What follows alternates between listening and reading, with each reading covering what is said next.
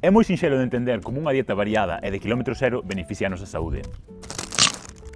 É relativamente sinxelo de comprender como unha boa biodiversidade axuda a manter a saúde dos nosos ecosistemas. Mais é un pouco máis complicado de facer entender en que nos beneficia manter unha diversidade cultural e de quilómetro cero.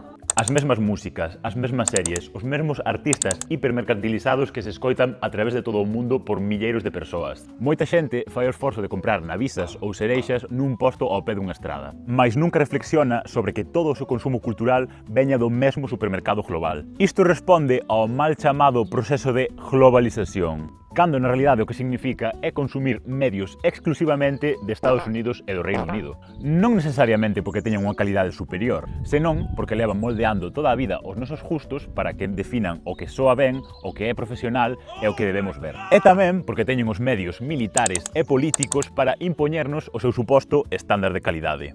E por iso percibimos como máis cercana unha película ambientada en Kentucky que unha ambientada en Viana do Bolo. A mí gallegadas desas non me pongas. Cada entrada, cada concerto, cada suscripción é un voto para decidir que tipo de cultura queremos que exista e se cree.